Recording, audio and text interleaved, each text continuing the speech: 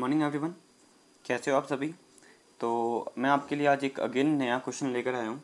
Question बहुत easy question है, लग ही रहा है आपको ये हार्ड क्वेश्चन, बट बहुत इजी क्वेश्चन है। किसके ऊपर है? ये है सदर्न ब्लॉटिंग के ऊपर, नॉर्दर्न ब्लॉटिंग के ऊपर, इन वेस्टर्न ब्लॉटिंग के ऊपर। मतलब ये ब्लॉटिंग के ऊपर क्वेश्चन है। बहुत इंपॉर्टेंट क्वेश्चन क्यों बोल रहा हूँ? क्योंकि ये CSI का क्वेश्चन है। किसका है? ये CSI के प्रीवियस ईयर क्वेश्चन में से है। ठीक है, 4 नंबर का क्वेश्चन था, तो ऐसा क्वेश्चन CSR हमेशा देता ही देता है। ये बात तो हमें समझ में आई गई होगी। ठीक है, अब देखो हम देख लेते हैं ज़्यादा टाइम खराब करे बिना कि ये क्वेश्चन होगा कैसे सॉल्व। देखो क्वेश्चन में क्या बोल के जा रहा है, a series of people are found to have difficulty eliminating certain type of entirely from their blood stream. The problem has been link to a gene. मतलब यहाँ पे कोई एक सीरीज ऑफ पीपल, मतलब ये बोल के जा रहे हैं, फैमिली की बात चल रही है। यहाँ पे फैमिली के अंदर कितने मेंबर बता के जा रहे हैं। यहाँ पे ABCDEF ये मेंबर्स हैं। ठीक है, तो यहाँ पे इन्होंने बोला है कि प्रॉब्लम है इनकी कहाँ, किसके अंदर? जीन के अंदर प्रॉब्लम है। तो जीन कौन सी है? जीन है आपकी जीन X। ठीक है, जीन X के बारे में इन्होंने बता रखा है। ठीक है, इन्होंने ये बोल रखा है। देन इन्होंने नेक्स्ट क्या बोला है? नेक्स्ट बोल रहे हैं विच एनकोड है एंजाइम Y। ठीक है, जीन X क्या करके जा रही है? एंजाइम बना के जा रही है जो कि Y है। मतलब अगर मैं बात कर रहा हूँ कि देखो मेरा DNA है, DNA से मैंने ट्रांसक्रिप्शन करके क्या बना दिया? RNA बना लिया। RNA बनाकर मैंने क्या करा? इसका ट्रांसलेशन किया, एंड ट्रांसलेशन करने के बाद मैंने क्या बना ली है? ये मैंने बना ली है प्रोटीन। वापस देख लो क्या है करा है अपन ने? DNA है, DNA से क्या बनाया है अपन ने? RNA, और RNA से क्या बनाई है अपन ने? प्रोटीन। ठीक है, ये अपन ने बनाया।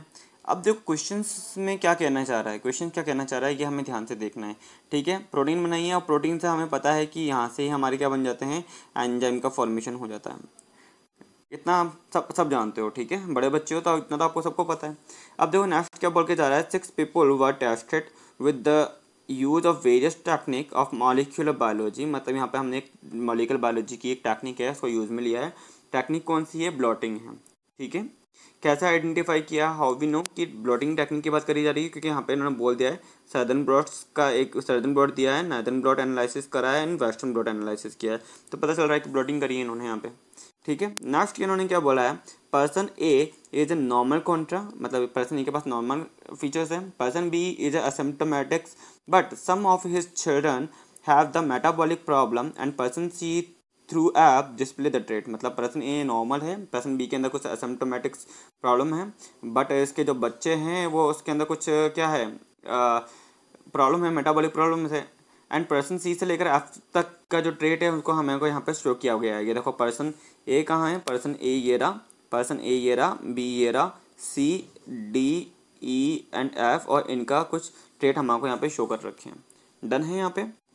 नेक्स्ट देखो क्या बोल के जा रहा है, tissue sample from each person were obtain. ठीक है, इनका एक एक का हमने क्या लिया है? टिश्यू सैंपल आइसोलेट कर लिया है, मतलब हमने टिश्यू सैंपल लिया है। Then southern analysis was perform on the DNA after digestion with restriction enzyme हिंथर्ड।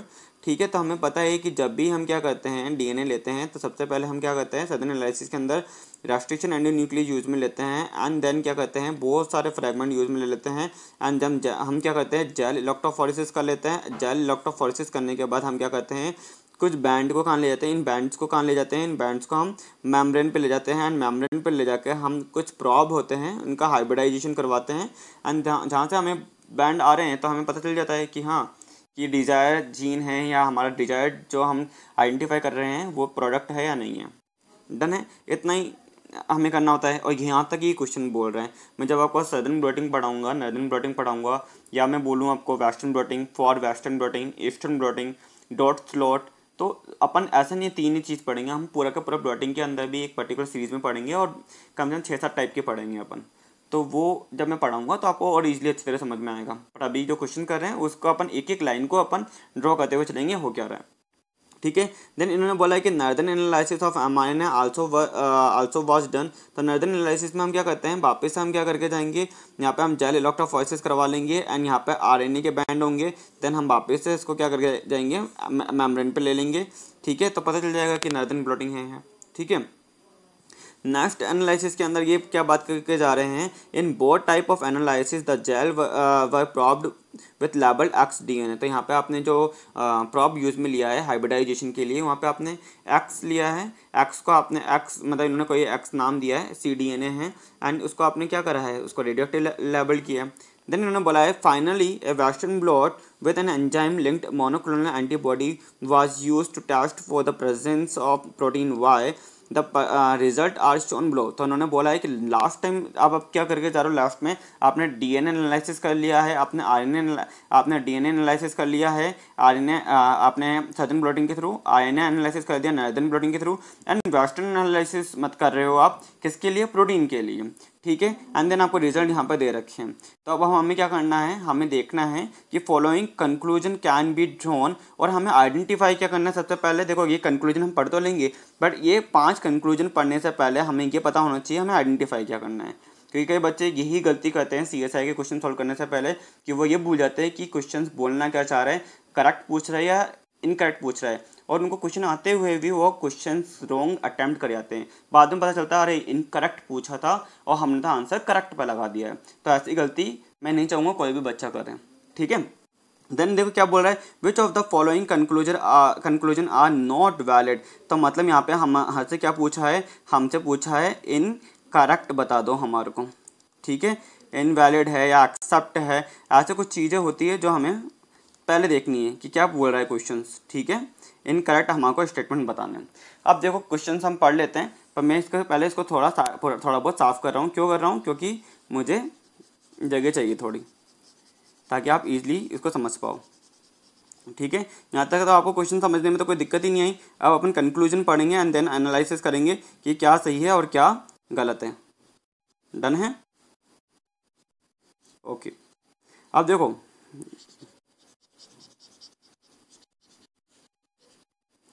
देखो क्या कह रहा है ये कंक्लूजन, क्या कह रहे हैं। कंक्लूजन ए क्या बोल के जा रहा है, a mutation in person B has altered one if the allele of gene X leaving the other intact, the one functional allele is transcribed and translated through protein to random person asymptomatics। Okay, तो ये बोल के जा रहे हैं, पहली बात है, बात किसके बारे में कर रहे हैं, ये बात कर रहे हैं पर्सन बी के बारे में, और इन्होंने बोला है कि इनकी जो जीन हैं उनका उस जीन कौन सी है, जीन एक्स है, जीन कौन सी है, जीन एक्स है। तो वो जीन एक्स क्या हो रही है, ये लो मैं जीन बना देता हूँ, ये देखो ये अपन ने DNA बना लिया है और यहाँ पे अपन ने एक्स जीन रख ली है, और इन्होंने बोला है क्वेश्चंस के अंदर कि वो यहाँ पे जो जीन एक्स है इसके एलील क्या हो रहे हैं, ट्रांसक्राइब भी हो रहे हैं और वो ट्रांसलेटेड भी हो रहे हैं। दैट मीन इस एक्स जीन का ट्रांसक्रिप्शन हो रहा है, RNA बन रहा है, ट्रांसलेशन हो करके इसकी प्रोटीन भी बन रही है, ठीक है।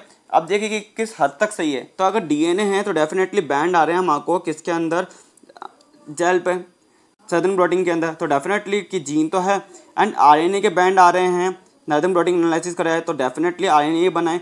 बट यहाँ पर क्या है, प्रोटीन एनालिसिस कर रहे हैं, तो यहाँ पे अगर प्रोटीन होती तो हमें यहाँ पर भी बैंड देखने को मिलते हैं। बट अगर वेस्टर्न प्रोटीन के अंदर यहाँ पर अगर हमारे को कोई बैंड शो नहीं हो रहा है, दैट मीन यहाँ पर कोई भी प्रोटीन नहीं बन पाई है, मतलब इस वाले जीन का ट्रांसलेशन नहीं हुआ है। अगर ट्रांसलेशन होता तो RNA से प्रोटीन भी बन जाती, और RNA से प्रोटीन बनती तो यहाँ पे मुझे बैंड शो होते हैं, जबकि यहाँ पे अगर बैंड शो नहीं हो रहे, दैट मीन ये स्टेटमेंट क्या है, रॉन्ग है। यहाँ तक समझ में आ गया आपको सबको।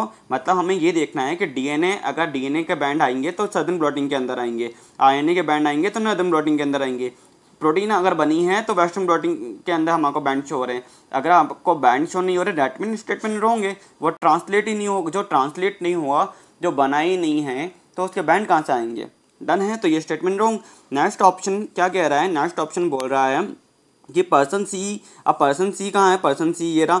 तो पर्सन सी की बात कर रहे हैं, person C has only the smaller version having deletion of gene X, this gene transcribe but not translated. अब देखो यहाँ पे अगर ये बोल के जा रहे हैं, वापस से अगर हम इनका एनालिसिस करते हैं, वापस से इनका एनालिसिस करते हैं, तो इन्होंने यही बात करी है कि ये जो जीन है वो ट्रांसक्राइब हो रही है बट ट्रांसलेटेड नहीं हो रही है। मतलब अगर मैं बात करके जा रहा हूँ कि पर्सन सी के बारे में, तो ये लो पर्सन सी का फिनोमेना बना देता हूँ मैं। या पर्सन सी के बारे में इन्होंने क्या बोला है कि ये ट्रांसक्राइब हो रहा है बट ट्रांसलेट नहीं हो रहा। अगर ट्रांसक्राइब होगा तो आरएनए बनेगा और आरएनए का बैंड कहाँ आएगा, इस जगह पर आरएनए का बैंड आना चाहिए था, बट इस जगह पे कोई बैंड ही शो नहीं हो रहा, विजिबल ही नहीं है। दैट मीन ये जीन क्या हुई है, ट्रांसक्राइब नहीं हुई है, इसलिए बैंड नहीं आ रहा। तो यहाँ पर भी ये स्टेटमेंट भी इन्होंने रॉन्ग बोल दिया। नेक्स्ट स्टेटमेंट की तरफ हम जाते हैं, ठीक है। जहाँ पे भी आपको समझ में नहीं आए आपको कमेंट बॉक्स में बोलना है, ठीक है। आपके डाउट्स क्लियर होने चाहिए, मेरा मानना ये है कि डाउट हर एक बच्चे के क्लियर होने चाहिए। नेक्स्ट ऑप्शन क्या बोल रहा है, person D has normal copy of mRNA। Person D के पास में, पर्सन डी ये रहा, इसने बोला है कि इनके पास नॉर्मल कॉपी ऑफ mRNA है बट नो RNA और प्रोटीन, बट RNA और प्रोटीन हमें दिख नहीं रहे, ठीक है। There may be mutation in promoter region of the gene which prevent transcription. तो इन्होंने बोला है कि जो पर्सन डी था, इनके एक्स जीन थी, इनके एक्स जीन के पहले हमें पता है कि जीन से पहले क्या आता है, प्रमोटर रीजन आता है। तो इन्होंने बोला है कि इनकी जो जीन है, ये तो जीन तो सही है, चलो ठीक है, बट इन्होंने बोला है कि यहाँ पे इनका जो प्रमोटर रीजन है, देखो इन्होंने क्या बोला है कि person D have a normal copy of mRNA but no RNA और प्रोटीन ऑब्जर्व। क्यों नहीं हो रहा है, क्योंकि देयर में भी म्यूटेशन ऑफ प्रमोटर रीजन। तो हमें पता है कि अगर इस रीजन के अंदर मैं म्यूटेशन कर देता हूँ तो मेरा RNA पॉलीमरेज आकर बाइंड नहीं होगा, और RNA पॉलीमरेज आकर बाइंड नहीं होगा तो उस कंडीशन में क्या हो रहा है, जीन ट्रांसक्राइब नहीं हो पाएगी। तो ये स्टेटमेंट भी एकदम करेक्ट है, और जीन ट्रांसक्राइब नहीं होगी तो हमारे नॉर्दर्न एनालिसिस में कोई भी बैंड शो नहीं होगा। तो हमें कोई भी बैंड शो नहीं हो रहा, अब RNA नहीं बना तो प्रोटीन भी नहीं बनेगी। तो ये स्टेटमेंट वाइज एकदम सही बात कर रहा है। नेक्स्ट ऑप्शन क्या बात कर रहा है, देखो एक बार, ठीक है। नेक्स्ट ऑप्शन क्या बोल रहे हैं, देखते हैं।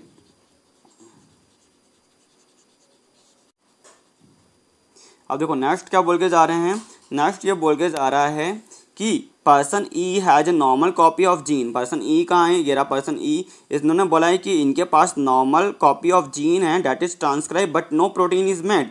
मतलब ये क्या हो रहा है, ट्रांसक्राइब हो रहा है। देखो नॉर्दर्न एनालिसिस में ट्रांसक्राइब हो रहा है, मतलब इसकी जो एक्स जीन थी वो एक्स जीन का ट्रांसक्रिप्शन हो रहा था और RNA बना रहा था। तो RNA बन रहा है यहाँ पे, बट इन्होंने बोला है क्या कि पर प्रोटीन नहीं बन पा रही। तो अगर ट्रांसलेट नहीं हो रहा था, प्रोटीन नहीं बन पा रही, देखो वेस्टर्न ब्लॉटिंग में कोई भी बैंड शो नहीं हो रहा, मतलब प्रोटीन नहीं बनी है।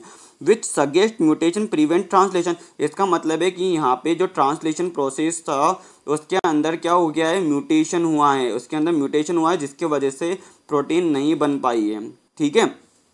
तो इन्होंने बोला है which may be due to incorporation of premature stop codon of mRNA।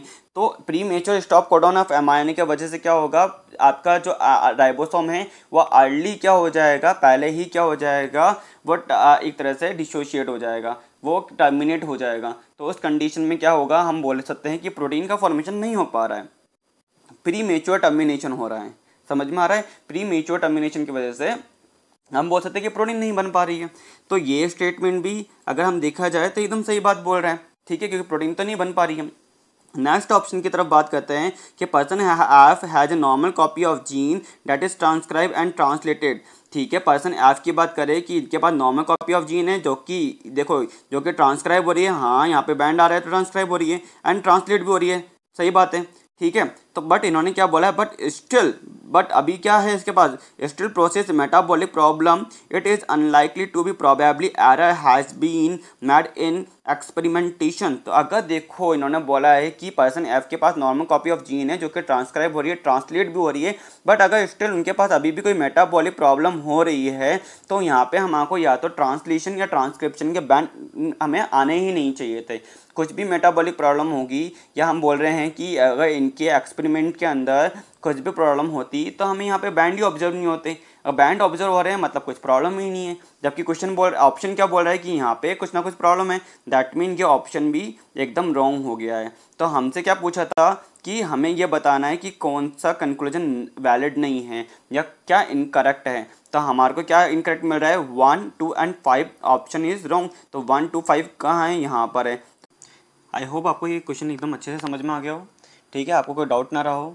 अगर इनकेस कोई भी आपको डाउट रहा हो तो आप क्या करना, आप मुझे इंस्टाग्राम ग्रुप पे इंस्टाग्राम पे भी आप मुझसे क्वेश्चन पूछ सकते हो, आप टेलीग्राम पे मुझसे पूछ सकते हो। आप मोस्टली क्या करो कि आप टेलीग्राम जो हमारा ग्रुप है उसको ज्वाइन कर सकते हो, वहाँ पे आप मुझसे डायरेक्ट बात कर सकते हो, ठीक है। और अगर आपको ये वीडियो अच्छी लगी हो तो आप क्या करना है, यूट्यूब पे आप लाइक करना, शेयर करना, सब्सक्राइब करना, ठीक है। ज़्यादा से ज़्यादा लोगों को शेयर करो ताकि ज़्यादा से ज़्यादा बच्चों की हेल्प हो सके, उनको जो नीडी स्टूडेंट है उनकी हेल्प हो सके, एंड देन आप लोगों को क्या है ऐसे वीडियो कंटिन्यूसली मिलते रहें, ठीक है। और अपना ध्यान रखना, ठीक है। Take care, bye.